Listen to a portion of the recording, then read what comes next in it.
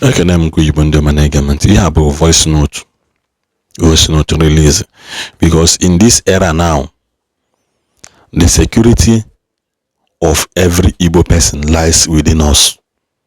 Let us forget about ihe na say na onye abụ sabo onye abụrụ sabo. No, something is going on na Igbo. Something is going on. Ani Igbo balade na Ani Igbo na cry for justice is too much. Too much. Something is really going on deeply. Unasna na fight for freedom. Man, in the course of this freedom is beyond the human imagination. Actually, I'm get this voice note. No, Ebe leader, chairman of Ako village, about the things the freedom fighters are no name. In his word, also na the thing is called turn by turn. Tata group nkabebe mehana, one nature group nkabebe mehana, ndati na kekwa nonye yiku oku. Kedonye yiku oku, oiho ya bi iku oku ifwe, iku oku egbu ege. Organize unu kunu buwo mwannu unu, ka organize unu kunu chekwa obodo. I'm saying this so in my own, I believe it is high time as Nande cannot be abiaku. At least let him say something. At least what court, he should say something to disband all these people. Say I'm on see disband all these boys. Can buy joy? And I put it to you this thing now. Mazen Nande can happen go there. These boys has gained more ground and they have become a terrorist organization. And they will not even obey him when he talks. We need a rearrangement. We need the serious sanitization. We need it, Nani, by. I don't care what you think about this video. I don't care what you want to stay away, where you will coming into it. The truth is, you cannot make it unable or the safer now than before. Okay,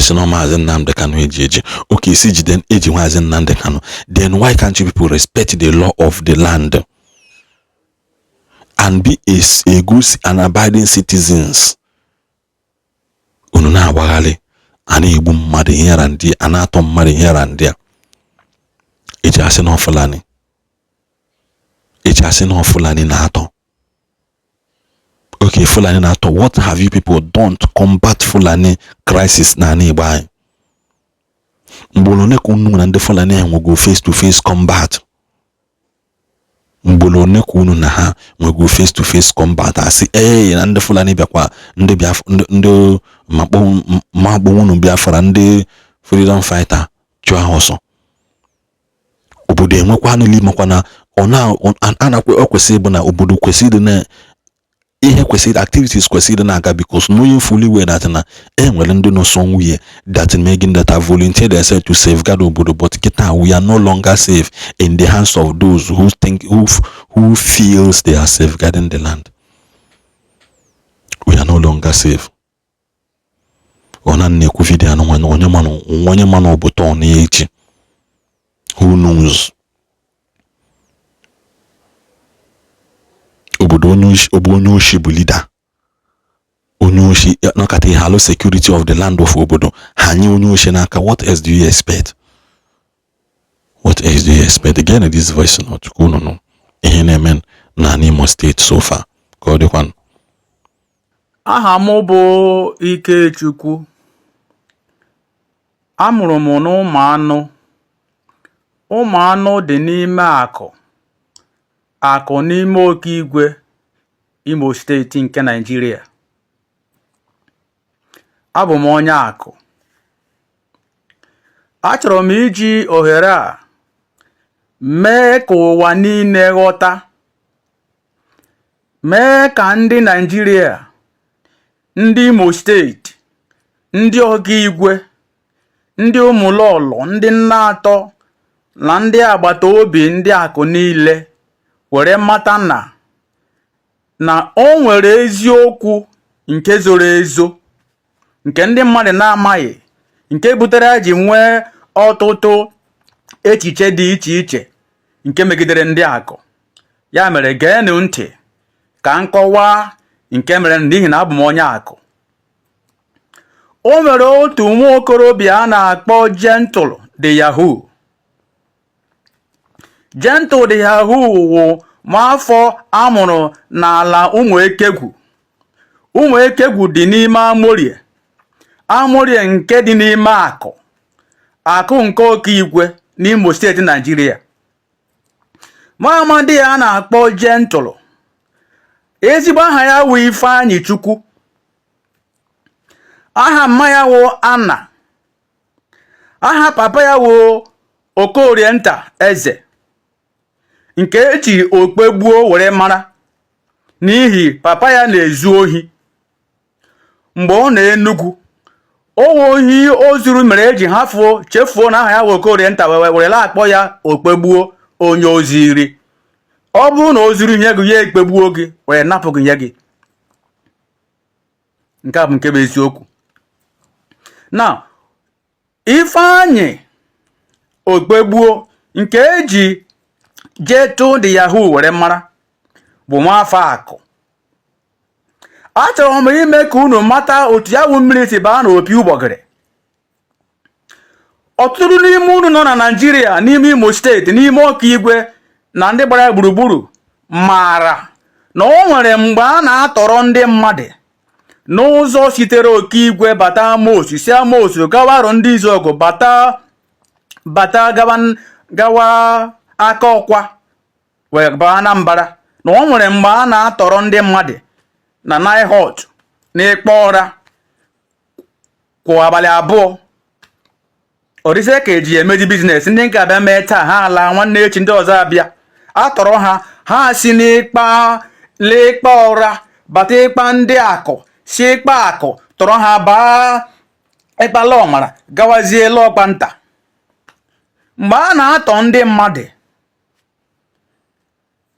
ọtụtụ ndị mmadụ amaghị ihe a ga-eme, nke butere na ndị Akụ na onwe ya gaa ọrụ n'ịkpa ha na-ahụ ebe a na-edu ndị a tọrọ si n'ịkpa ha na-akpụrụ na-aga na ụzọ Lọkpa Nta, maka na ndị na-achị efi mere ụzọ ihe ha si aga sitere na Lọkpa Nta bata ịkpa ndị Akụ baa ịkpa ọra na ndị ọzọ. Mgbe nke a na-aga, o wee ruo mgbe e bidoro tọwazie ndị Akụ, ha si Ihube na-alọta atọrọ ndị Akụ. Ndị Akụ kpọkwara gọọmenti Imo steeti, kpọọ ndị polisi ka ebe gbọtara ha ọsọ enyemaka. O nweghị onye ndị polisi menwuru, o nweghị ogwene ihe ndị Imo steeti menwuru. Ndị Igbo si na ọ bụrụ na ma ahụ ebe a ga-edukasa aka ebesiala ikpere. Mgbe nke a na-eme, Gentle the Yahoo nke a na-agba Ifeanyi nọ n'Osumohu ebe ha na-azọ maka Biafra. Mgbe ha n'Osumohu, ọtụtụ n'ime unu wu ndị Okigwe, ọtụtụ n'ime unu wu ndị Ụmụlọlọ, ndị Amosu, ndị Ụmụọpara, ndị Ụmụawa, ndị Nnatọ na ndị gbara ha gburugburu kwenyere na ha na-eme maka na onye ọbụla dị ka ọ chọrọ Biafra. Anyị chee na ọ Biafra ka a na-eme. So mgbe nke a na-aga n'iru, hụzie na a na-atọ ndị Akụ kwa wiiki. Ndị Akụ amaghị ha ga-eme, amaghị ka ozi si wee ruo nwa amadi a na-akpọ Gentle the Yahoo ntị, ya wee lọta ala Akụ obodo ya na ụdị ka ọ bịa napụta ndị ya n'aka ndị ntọ nke a ji kidnapping wee mara, wee bata na Akụ, babiri na Akụ. Anyị amaghị na ọ bụ ọsọ ka ọ gbara site na Osumohu lọta ala Akụ. Anyị amaghị na ọ bụ ọsọ, anyị chee na ọ bịara inyere anyị aka. Mgbe nke a na-aga obere oge, ọ dị ka ịtọ ndị Akụ ọ kwụsịrị n'ụzọ gara Ihube. Anyị nwewe obi aṅụrị na Chineke azọpụtara anyị n'aka ndị na-abịa tọrọ anyị. Wee ruo otu ụbọchị anyị nọ, Ifeanyi kpọọ oku dịka Nebukadneza kpọrọ ndị ụwa na mgbe nke ya, kpọọ Akụ niile oku. Akụ niile were zuo la mission. Ifeanyi wee chee Akụ niile iyi n'ihu na onye ọbụla ahụ aṅụghị iyi ahụ ga-anwụ. Ya were gbaa Akụ niile ndụ na ị ga-ekwukwe ihe ị hụrụ, akụ niile wee ṅụọ iyi ka ha na-abụ ndị jụrụ ịṅụ iyi ya site n'okpukpe ha. Ifeanyị gburu ha to the point tupu ha nwụọ, ya megbe gbaa mbọ na ha ṅụrụ ya wụ iyi, ya were gbuo ndị ahụ. Mana mgbe nke a mechara, arụ dị iche iche bido malite mewe n'ala akụ. Ụfọdụ gbafuwazie n'akụ, megide zuo nke ruru na onweghị onye mma ihe ọ ga-ekwu, onweghị onye mma ihe ọ ga-eme. Ụfọdụ ndị abụghị ndị akụ si obodo dị iche iche wee jupụta n'akụ. Ndị so esi ọsụmohu na-abatazi akụ, ndị sikwa obodo ndị ọzọ na-abata akụ. Ivu egbe wee karịa. Ụmụnne m na-ahụlanị na onye vu egbe na onye gba aka abụghị ofu. Ikwuo ọnwụ, ikwu ha ekwu ọnwụ, ọsọ wee taala akụ. Mgbe nke a mere, Ifeanyị wee malite mewezi arụ dị iche iche, mewe mpụ dị iche iche,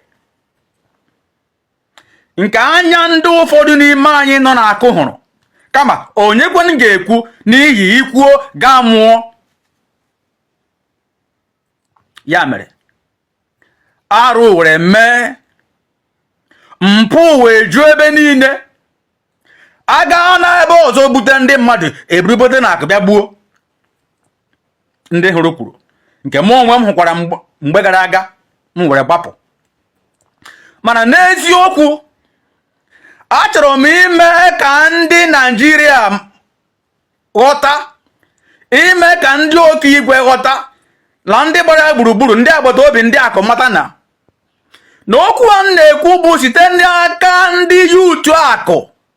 N'ihi na ndị ndu akụ, ndị na-achụ akụ agharịpụrụ akụ. Ọwụ akụ Youth Restoration Movement na-ekwu okwu a. Okwu a bụ n'aha ndị akụ Youth Restoration Movement. N'ihi na anyị echele ka ndị na-achị akụ welite olu, nke mere ọtụtụ ndị chere na ọwụ ndị akụ na Ifeanyị so aga. Ụmụnne m, ndị akụ ahụchiela anya n'aka Ifeanyị. Ya mere, ụmụ yuutu akụ ekuliele n'iwe wee na-akpọ gọọmenti of Nigeria. Ha gbatara ha ọsọ enyemaka, wee na-akpọ gọọmenti of Imo steeti ka ha gbatara ha ọsọ enyemaka, wee na-akpọkwa ndị Okigwe local gọọmenti, na-akpọkwa ndị ha na-akụ gbara gburugburu. Onwe ụzọ ha ga-etinyere akụ aka, biko nusi mewe, maka na agwọ abaala n'akịrịka. Ifeanyị were aka na abụ jide flag Biafra, were convince ọtụtụ ndị mmadụ nke gọọmenti so n'ime ya, were bezie n'azụ flag Biafra o bu. Ọ bụrụ na ọwụ kidnapping, organ harvesting, robbery, criminality, terrorism, Ifeanyị bụ na azụ flag Biafra o bu, wee were aha IPOB lee arụ nke Nnamdi Kanu na onwe ya amaghị ụdị arụ Ifeanyị ji aha IPOB eme. Maka na ọ bụrụ ihe a ka Nnamdi Kanu gwara anyị, ọ bụghị onye ga-esonyere ya. Ya mere, ụmụnne m, ndị ihe ọma na-adị mma, ndị hụrụ eziokwu n'anya, gbatara na aka ọsọ enyemaka. N'ihi na ana m achọ ka gọọmenti of Imo steeti ghọta na ọ bụ mleghara anya ha leghara akụ mere Ifeanyị ji bata na akụ bịa wuo alaeze ya. N'ihi na ya wụ nwa amadi kwara ụzọ n'ime ọhịa ka obi, akụ enweghị ụzọ. Ya mere ha ji nwee ikikere na akụ, nke kpatara na asịgodo ori na ndị gọọmenti achọrọ ha bata n'ime akụ, onweghị otu ha si abara ha n'ihi ọhịa karịrị akarị. Ya mere gọọmenti of Imo steeti, Okigwe local gọọmenti, the senators of Imo steeti, ndị ihe a na-ewute, biko na gbatara na anyị bụ ndị akụ ọsọ enyemaka, maka na ndị akụ Ifeanyị gburu egbu karịrị ndị mba ọzọ Ifeanyị gburu. Ya gbuo oge ya si na ewusabo. Ifeanyị na-egbu nwata, Ifeanyị na-egbu okenye, Ifeanyị na-egbu nna, Ifeanyị na-egbu nne. Ifeanyị okpegbu o metere ala akụ, ọnụ apụghị ịkọcha ya. Ya mere, ana m akpọ ndị niile bụ ndị isi okpokpo n'Imo steeti biko nụ gbadara na aka ọsọ enyemaka maka na otu ọ dị ugbu a anyị amaghị ihe anyị ga-eme.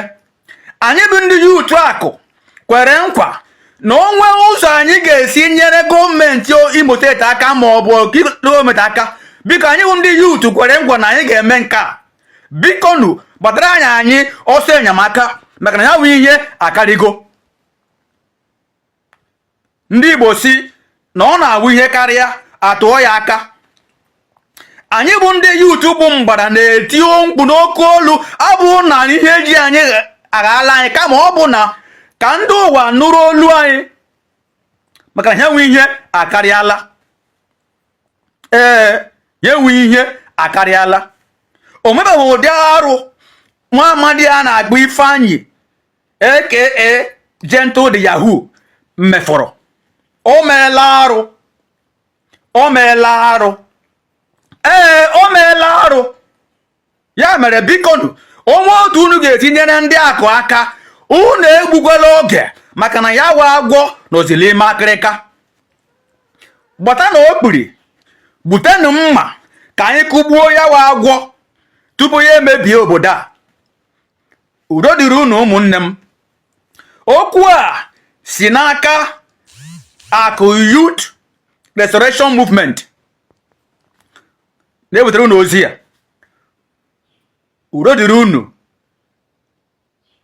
ndị Nigeria, udo dịrị ndị Imo steeti, udo dịrị ndị Okigwe, dịkwara ndị Nnatọ, dịkwara ndị Ihube, dịkwara ndị Ụmụlọlọ, Ụmụọpara, dịkwara ndị Ụmụawụ Igbo, ndị ụmụnna anyị gbara anyị gburugburu. Ka unu ghara iji iwe mụọ ọfụfụ wee pịwa mụọ egu ọnụ.